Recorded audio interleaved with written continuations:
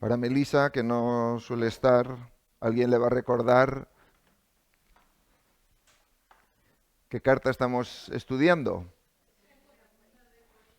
Segunda de Corintios, que sabemos que está después de Primera de Corintios. Muy bien. Segunda de Corintios. Estamos ya varios domingos, creo que son 8 o 9 domingos en la epístola de los Corintios. Una carta que escribió el apóstol Pablo. El apóstol Pablo. Hoy tenemos este tema que es empobrecerse para enriquecer. No, para enriquecerse no. Para enriquecer. Sí, empobrecerse uno para enriquecer. ¿A quién? A otros. A otros, ¿no? Porque si fuera empobrecerse para enriquecerse uno mismo, pues sería invertir, ¿no? Es como una inversión. Bien. ¿Qué tienen en común estas personas? A ver, ¿los conocéis? Supongo que en persona no, ¿verdad? En imagen a lo mejor, o en comentarios, o en telediarios. ¿Alguien sabe quiénes son? A ver. A ver, el del medio es Elon Musk. Elon Musk. ¿Y el de la izquierda? Jeff Bezos. ¿Qué nombres tienen? ¿Y el de la derecha? Ese es más difícil. Ese es un francés que diseña bolsos muy caros. El de Louis Vuitton, ¿verdad? ¿Qué tienen en común estas tres personas? Además de que son hombres, ¿qué tienen en común? Pues son las tres personas más ricas del mundo. ¿Eh? Claro que cuando hablamos de riqueza, ¿a qué nos referimos? A dinero, a posesiones, a recursos, ¿verdad? Bueno, este hombre dice que tiene unos 194.000 millones de dólares. Seguramente ninguno de nosotros sabríamos contar tanto dinero, ¿verdad? El Bernard Arnault y su familia, que es el complejo de Louis Vuitton, tienen 187.000 millones. Y Elon Musk, que se dispara, tiene más de 400.000 millones. Por lo tanto, en la revista Forbes, que es una revista que publica a los ricos, los mega ricos, pues están aquí estos tres. Pero van cambiando. ¿Qué quiere decir? Que la riqueza no siempre se va a mantener igual. Ahora, ¿qué tienen en común estos tres países? Además de que tienen todos bandera y que todos tienen algo de rojo. ¿Qué tienen en común?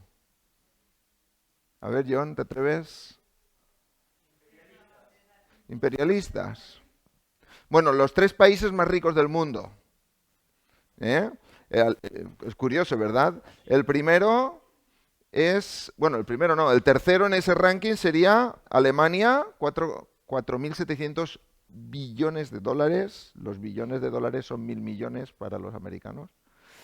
China, de 4,7 a 19, y Estados Unidos, 30. Así que estos son los países más ricos del mundo. Y estos, los más pobres del mundo. ¿Sabéis dónde están los tres países más pobres del mundo? En África, los tres. El tercero más pobre es la República Centroafricana. El segundo es Sudán del Sur, azotado por muchas guerras también. Y el primero es Somalia, en lo que es el Cuerno de África, que llaman, ¿verdad? Los países más pobres del mundo. Hoy vamos a hablar algo de riqueza y de pobreza, pero no en los términos que estamos acostumbrados, porque estamos siempre acostumbrados a valorar la riqueza en términos de moneda, ¿no?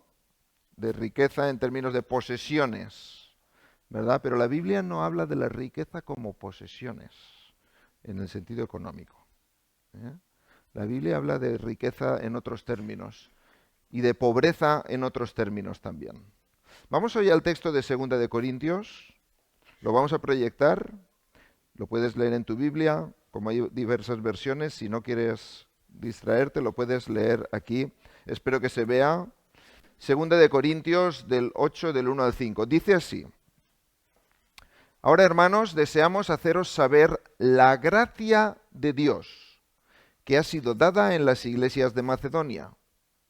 Pues en medio de una gran prueba de aflicción abundó su gozo, y su profunda pobreza sobreabundó en la riqueza de su liberalidad. Porque yo testifico que según sus posibilidades, y aún más allá de sus posibilidades, dieron de su propia voluntad, suplicándonos con muchos ruegos la gracia de participar en el sostenimiento de los santos. Y esto no como lo habíamos esperado, sino que primeramente se dieron a sí mismos al Señor y luego a nosotros por la voluntad de Dios.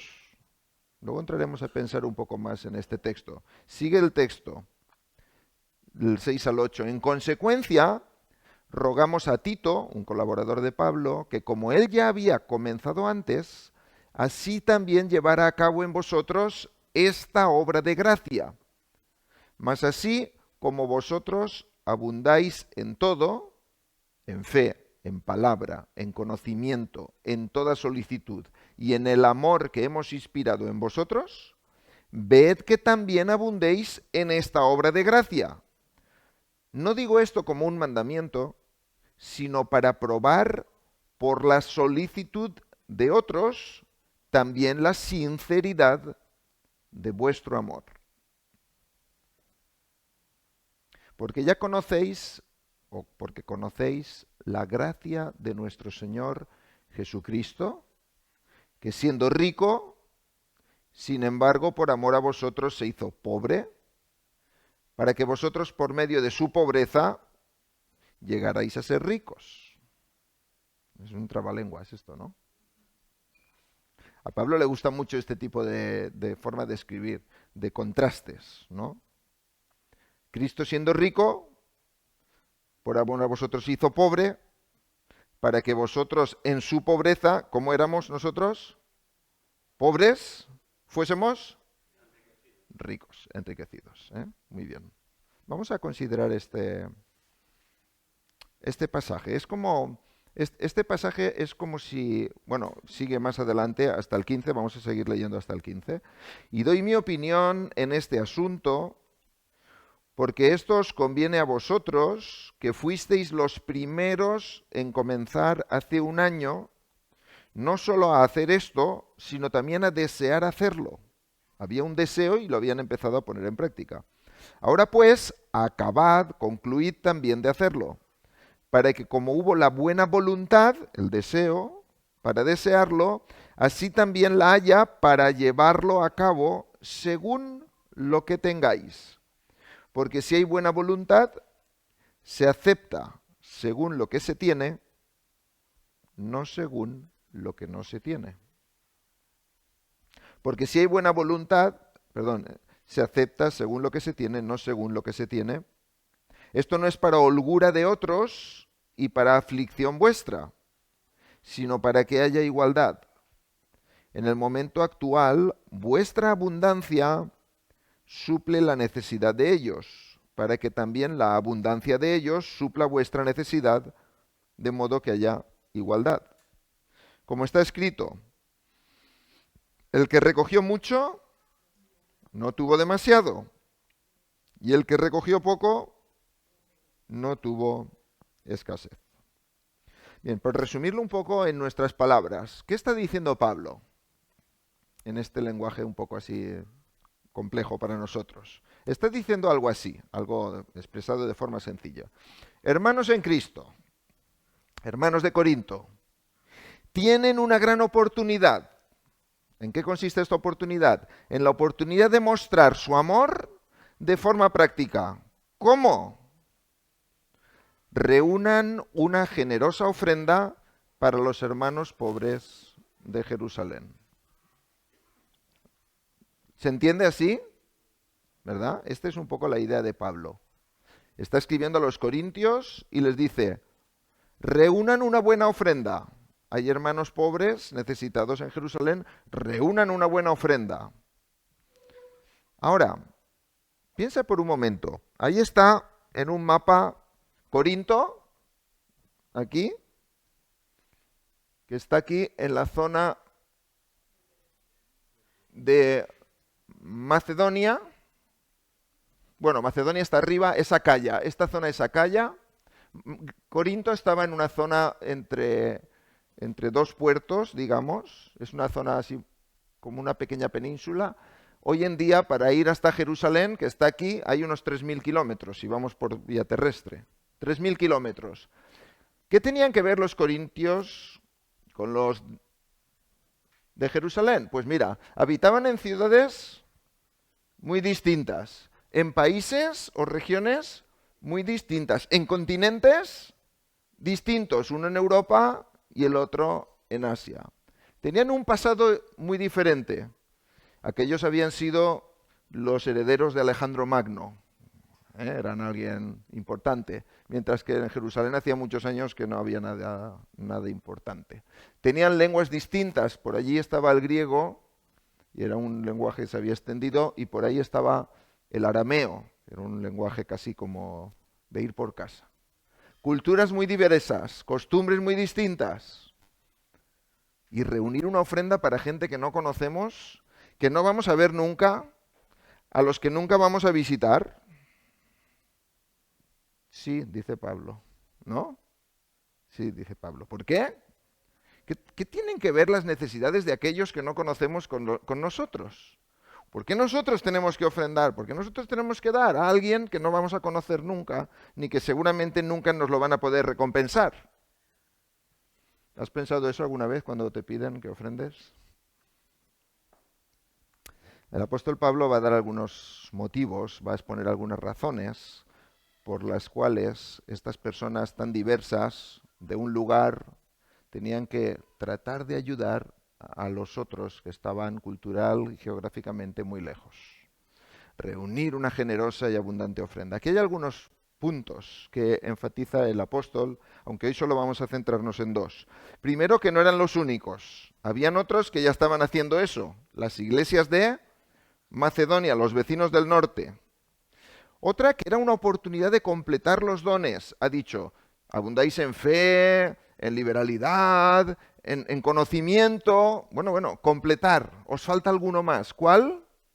El ser generosos, dadivosos y ofrendar. También era una oportunidad para demostrar entonces que tenían un amor hacia aquellos otros hermanos que no conocían, pero que estaban en necesidad. También aquí introduce Pablo la forma de proceder del Señor Jesucristo como un modelo, que luego vamos a ver. También de hacer aquello que se habían propuesto. A veces sabéis que decimos, ay, a mí me gustaría, pero cuando viene la oportunidad, nos salimos, ¿no? No lo hacemos. Entonces Pablo dice, bueno, habíais dicho que os gustaría, ahora tenéis la oportunidad de hacerlo, ¿no? Y también conseguir de alguna manera que hubiera un equilibrio, ¿no? Que hubiera una igualdad. No quiere decir igualdad en el sentido de que todos tuvieran exactamente lo mismo, pero que si unos tenían más pudieran colaborar para que esos que tenían mucho menos pudieran equilibrar esa situación, ¿verdad? O sea que el apóstol Pablo aquí describe bastantes razones por las cuales habría que ofrendar, aunque hoy solo nos vamos a centrar en dos de ellas porque no tendremos más tiempo. Y van a ser estas dos. Las iglesias de Macedonia y el ejemplo del Señor Jesucristo.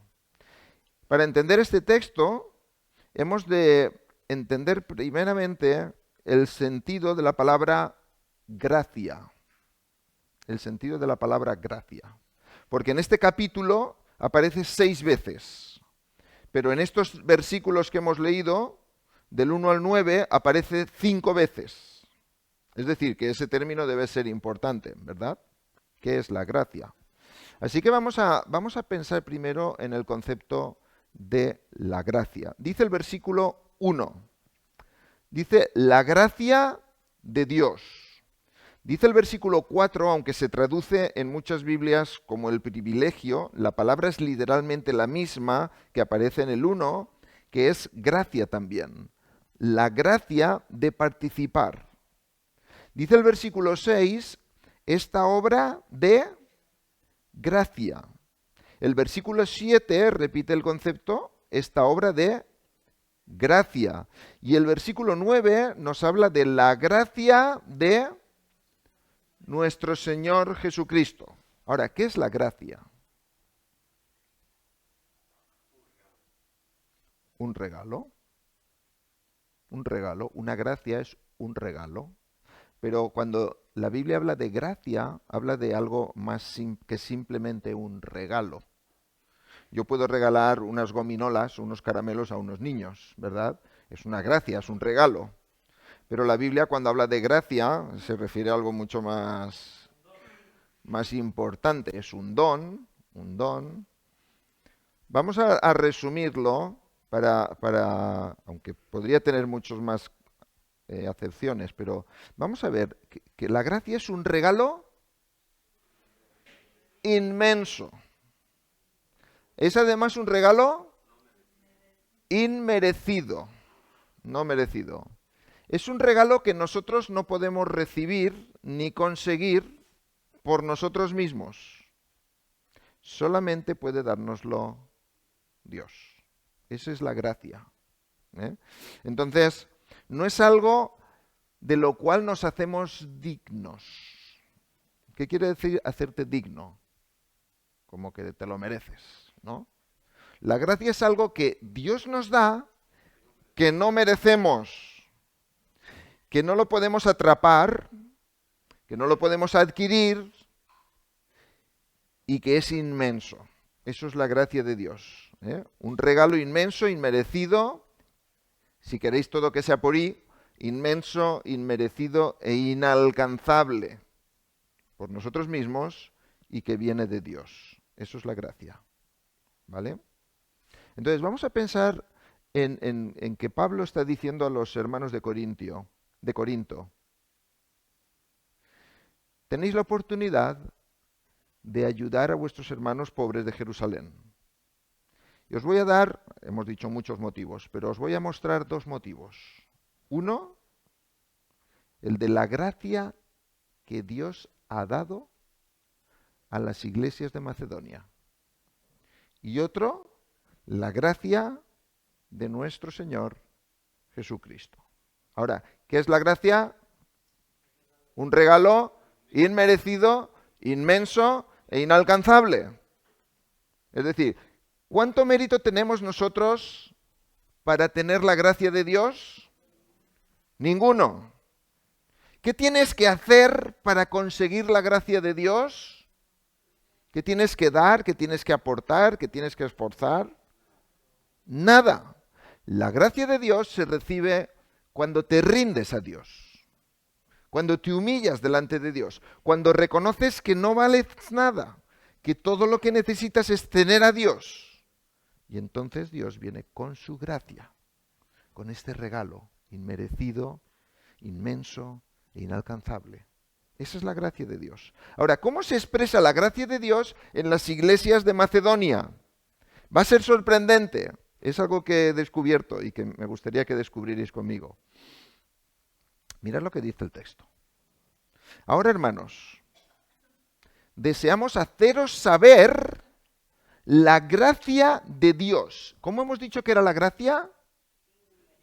Inmerecida y que no la podemos alcanzar. Por lo tanto, se nos tiene que dar. ¿Y qué dice aquí Pablo? Que es dada. ¿Por quién es dada? Si es la gracia de Dios, ¿por quién es dada? Por Dios. Dice, hermanos, deseamos haceros saber la gracia de Dios que ha sido dada en las iglesias de Macedonia. Vamos a ver qué gracia. Porque si tú quisieras pedirle a Dios gracia, ¿qué le pedirías?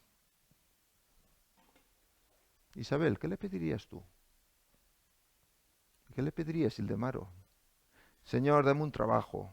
Señor, dame salud. Señor, dame una larga vida. Señor, dame Dame un poquito más. A veces, aunque aquí digamos que no, en el fondo muchas veces es lo que anhelamos, ¿verdad? Dame un mejor bienestar mejora mi situación, arregla mis problemas, ¿verdad? Esa es la gracia que a veces pedimos. Pero la gracia de Dios que fue dada a las iglesias de Macedonia es diferente. Porque Dios no da siempre como tú pides, sino como Él quiere y como te conviene. Ahora, fíjate cuál es la gracia, a ver si llegamos a la misma conclusión, la gracia que Dios dio a las iglesias de Macedonia. Dice, en medio de una gran prueba de aflicción, abundó su gozo. Es decir, que la gracia de Dios no consistió en eliminar el problema, en eliminar la aflicción, en quitar la prueba. Dios mantuvo la prueba. Dios mantuvo la aflicción. ¿Por qué? Si Dios puede quitarla. Pero Dios mantuvo la prueba, mantuvo la aflicción, para enseñar a descansar en la gracia de Dios. Y cuando los hermanos de Macedonia descansaron en la gracia de Dios, ¿qué pasó con ellos? Abundó su gozo. Entonces hay un contraste muy grande entre lo que humanamente haríamos y lo que hacemos cuando la gracia de Dios está en nosotros. La circunstancia puede ser la misma, pero uno puede desesperarse, puedes vivir ruinosamente o puede confortarse y gozarse en la presencia del Señor. Eso es lo que hicieron los hermanos. Ahora, su oración pudo haber sido, Señor, quítanos estos problemas. Y el Señor dijo, ahí va mi gracia. ¿Quitó los problemas? No. Les hizo abundar en gozo. Aprendamos esto. Señor, quítame este problema. Pero si no me lo quitas, hazme abundar en gozo. Porque estoy en tu presencia, porque tengo tu gracia, porque tengo tu compañía, porque tengo tu cuidado. Esa es la gracia de Dios. En medio de una gran prueba de aflicción, abundó su gozo. Esto es para hacérnoslo mirar, ¿verdad? Pero no acaba aquí. Dice algo más. En su profunda pobreza sobreabundó la riqueza de su liberalidad, que por si no entendemos bien lo que dice, significa que sobreabundó su generosidad. Es decir, también puedes pedir, Señor, dame algo más, tengo poco. Pero el Señor puede darlo o puede no darlo. Y si no lo da, pero te acoges a su gracia, puedes sobreabundar en generosidad, porque no es más generoso el que más tiene, sino el que más descansa en la gracia de Dios. Y hay personas tremendamente ricas que no tienen nada. Y hay personas tremendamente pobres que están forradas, pero no tienen la gracia de Dios. Así que Pablo está diciendo, hermanos, fijaos bien en la gracia de Dios en las iglesias de Macedonia, que en gran prueba de aflicción y en su tremenda pobreza abundaron en gozo y sobreabundaron en generosidad. ¿Has pedido al Señor alguna vez esto? ¿Podríamos pedir esto al Señor? Señor, danos esta gracia que le diste a las iglesias de Macedonia. Que en medio de mis problemas, que en medio de mi aflicción, que en medio de mi pobreza, si tú me la das o si tú la permites, yo abunde en gozo, yo sobreabunde en generosidad, que viva arraigado, agarrado a tu gracia. Si es muy cortito, sí.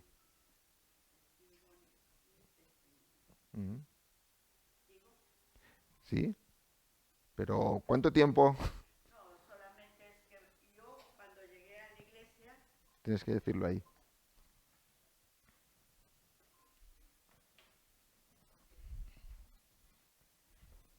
Testimonio. ¿Recuerdan, hermanos, cuando yo llegué a la iglesia cargada de problemas? No dejaba de llorar. Tenía un pesar tan grande, un dolor tan intenso que no me dejaba vivir la realidad. Y poco a poco he ido cambiando. Y ahora no es que los problemas se han ido, pero ahora la gracia me ha alcanzado. Amén. Amén. Gracias a Dios. Amén. Gracias a Dios porque me trajo acá. Gracias a Dios por Pepe y Aurora. Toda la vida les he de dar gracias porque aquí he aprendido a descansar en el Señor. Esa es mi realidad. Gracias, hermanos. Amén. Amén.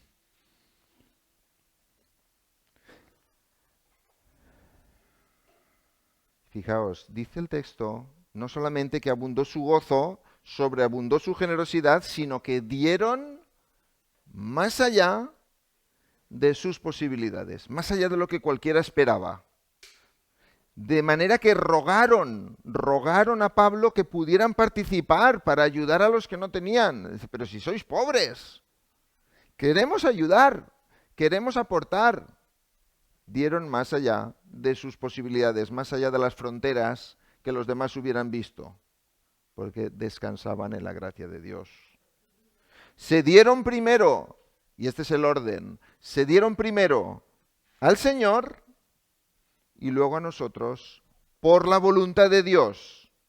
Es decir, nuestra manera de vivir ha de ser darnos al Señor primero de todo y con la gracia que Dios nos da, darnos a los demás. Primero al Señor. Y cuando Dios es el Señor, nos damos a los demás. Eso es lo que dice el texto. La gracia de Dios que ha sido dada en las iglesias de Macedonia. Por lo tanto, ¿cuál es el mérito de los hermanos de Macedonia? John, ¿qué piensas?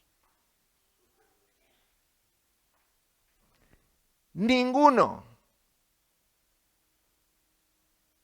¿Por qué? Porque todo es por gracia. Porque si fuera mérito, ya no sería por gracia. Por lo tanto, no es un mérito de los hermanos, simplemente ellos han decidido recibir la gracia de Dios y actuar conforme a esa gracia.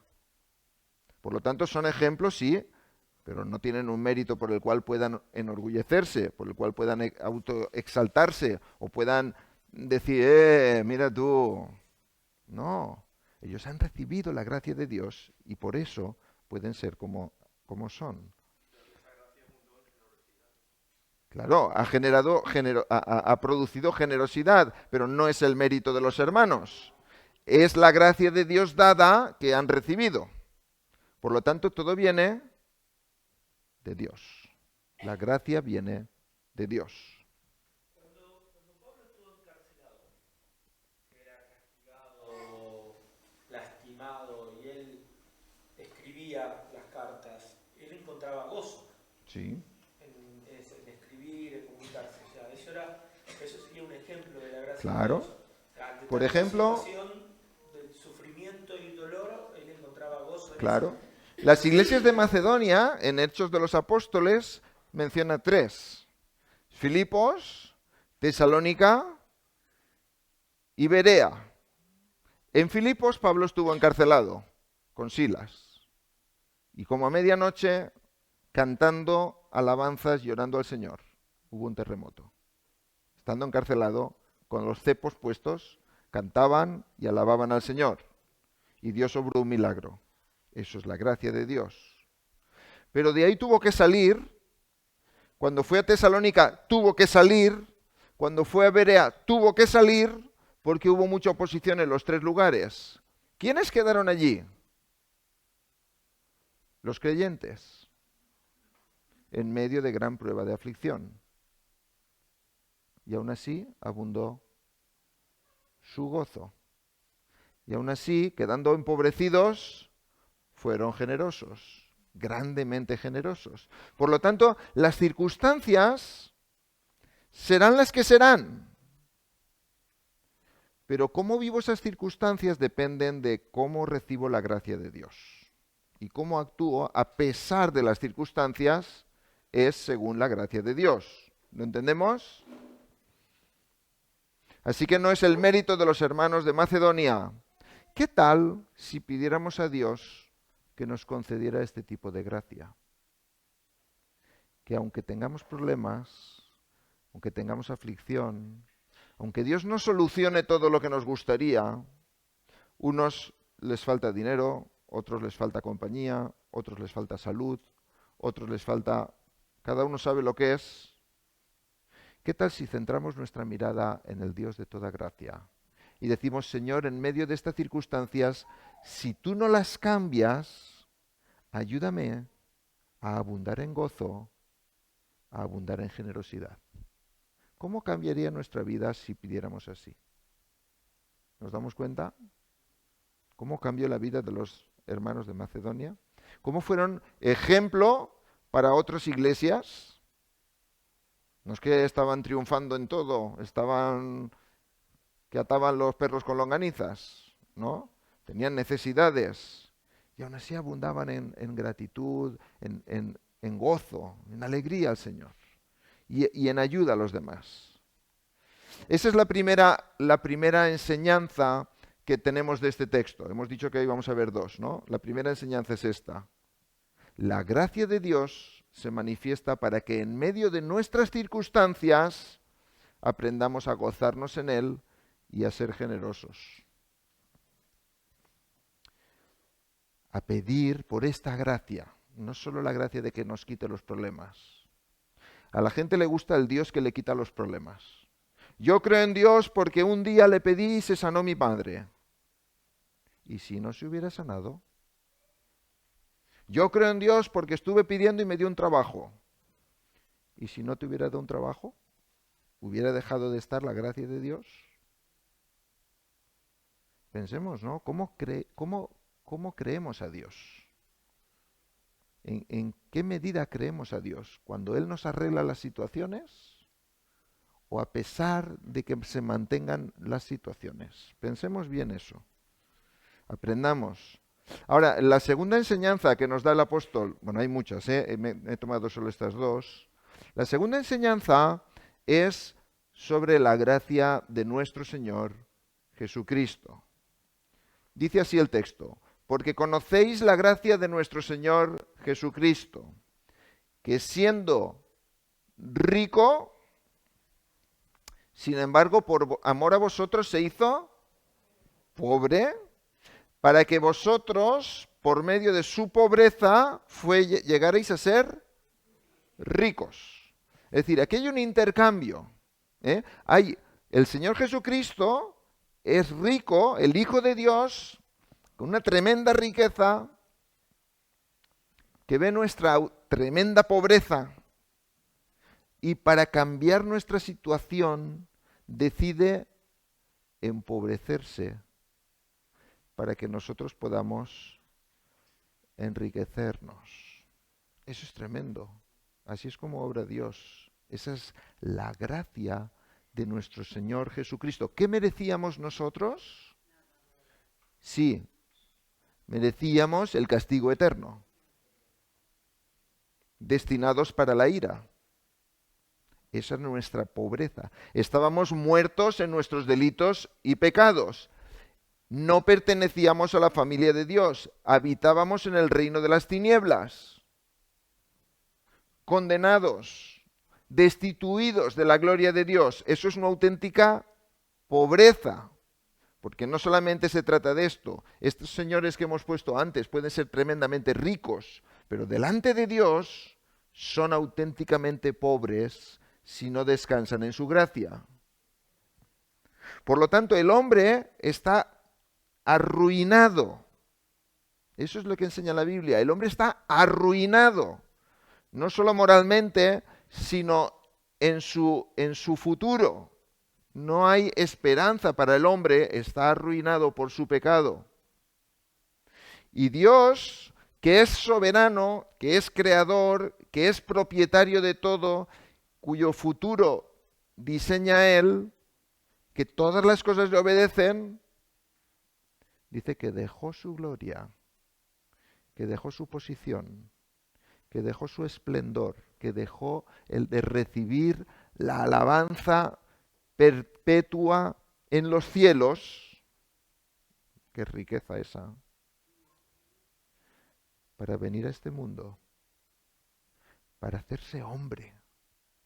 Es que no lo entendemos porque somos hombres, pero que Dios se haya hecho parte de su creación, que haya decidido tener un principio humanándose, que se haya humillado naciendo de una persona, siendo un bebé, teniendo que limpiársele los pañales, no teniendo lugar en el mesón, no teniendo una cuna y usar un pesebre donde comen los animales, que después no tenía nada. Dice, el Hijo del Hombre, que era el subtítulo que él se daba, no tiene dónde recostar su cabeza. No tengo dónde estar, no tengo casa, no tengo propiedades. No mando de nada. Pero si Él es el creador de todo y todas las cosas se sostienen por su poder.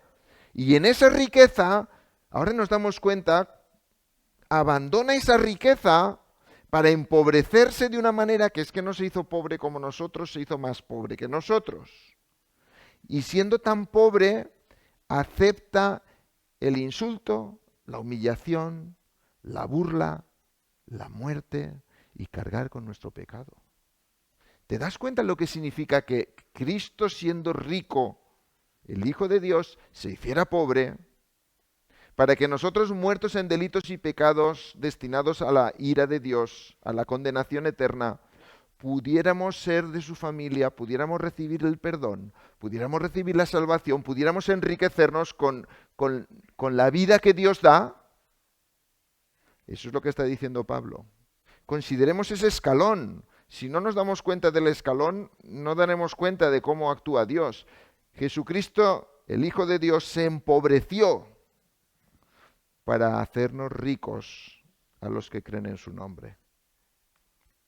¿Cuál es la medida de su riqueza y cuál era la de nuestra pobreza? Lo hemos pensado, ¿verdad? No podemos hacernos idea. No podemos hacernos idea de lo que Cristo tuvo que renunciar para hacerse hombre. Como dice Filipenses, ¿no? Estando en la condición de Dios, no estimó el ser igual a Dios como cosa a la que aferrarse, sino que se despojó a sí mismo y haciéndose hombre. Y estando en la condición de hombre, se humilló a sí mismo, haciéndose obediente hasta la muerte, y muerte de cruz, que se consideraba la muerte más vergonzosa, que ridiculizaba más a alguien, que lo ponían desnudo y durante horas estaba de espectáculo público.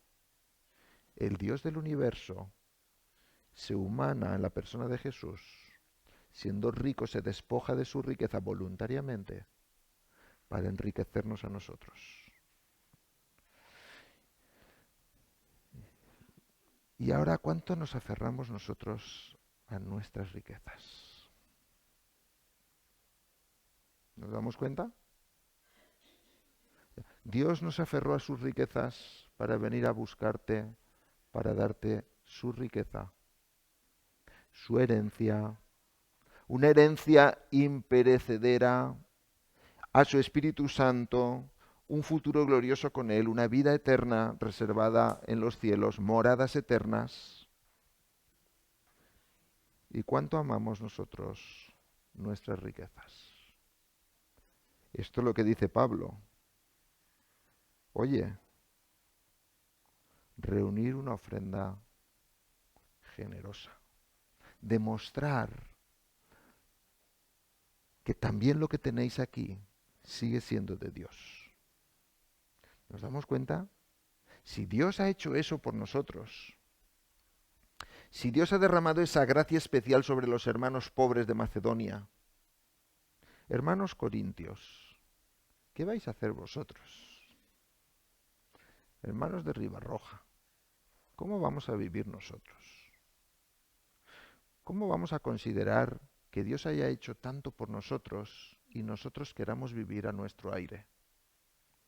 Y estimemos tanto las cosas que tenemos aquí. Y nos quejemos tanto por las cosas que no tenemos. Y acusemos alguna vez a Dios de que no nos da lo que le pedimos. ¿Hemos entendido de qué Dios hablamos? Diría Pablo. ¿Habéis conocido a Dios? Importante, ¿no? Ahí os dejo, no da tiempo, vamos a terminar. Ahí os dejo algunos textos. Si queréis hacerle una foto, sería interesante que lo pensáramos en casa, para que pusierais ahí. Ahí hay textos en los que nos habla de la riqueza de Cristo y de su pobreza, de nuestra pobreza y de su riqueza. Si lees el texto, puedes poner la frase donde corresponda. Hay textos que hablan de una de las características, hay textos que mencionan 2, 3 o incluso de las 4, que hablan de la posición tan grande del Señor Jesús, cómo abandonó esa posición, cómo estábamos perdidos, cómo Él nos ha subido. Entonces, reflexiona en la palabra del Señor. Aférrate al Señor de toda gracia, más que a las cosas que tienes, más que a las gracias que has recibido de Él, ¿no? En cuanto a recursos. La gracia de Dios en las iglesias de Macedonia, como ejemplo, y la gracia de nuestro Señor Jesucristo. Darse primero al Señor y darse luego a los hermanos. Por amor. Porque el Señor se dio por nosotros por amor. El amor como la expresión, una acción. La gracia de Dios moviliza los recursos en amor. La falta de amor los retiene. Si tú estás lleno del amor del Señor, vas a estar dispuesto a abrir tus manos. Si no, vas a estar mirando siempre cómo ganar más, cómo invertir en ti, cómo sacar beneficios para ti. Recuerda, dar no es una obligación, es una gracia. Si das por gracia. Y la gracia hemos dicho que era un regalo inmenso, inmerecido e inalcanzable. Por lo tanto, no te puedes atribuir mérito alguno cuando tú das. Tienes que atribuírselo a Dios que te dio esa gracia de dar. Pide a Dios que nos dé esta gracia. Pidámosle al Señor que nos dé esta gracia. Estamos muy centrados siempre en lo que nos falta, en lugar de considerar lo que ya hemos recibido y dar gloria al Señor por lo que ya tenemos y por usar bien lo que ya tenemos. Pide a Dios que te dé esta gracia. Amén. Señor, te damos gracias por tu palabra. Señor, te damos gracias por tu gracia. Señor, porque contigo lo tenemos todo lo que necesitamos. Porque lo que no tenemos y no nos has querido dar, no nos hace falta. Y lo que nos has dado, por tu gracia, queremos reconocer que viene de ti. Tú nos lo has dado y para ti lo queremos usar. Enséñanos a ver tu palabra como lo que es palabra tuya, que nos enseña, que nos guía, que nos madura, que cambia nuestros pensamientos y que cambia nuestras acciones para gloria tuya. En el nombre de Jesús. Amén. Amén.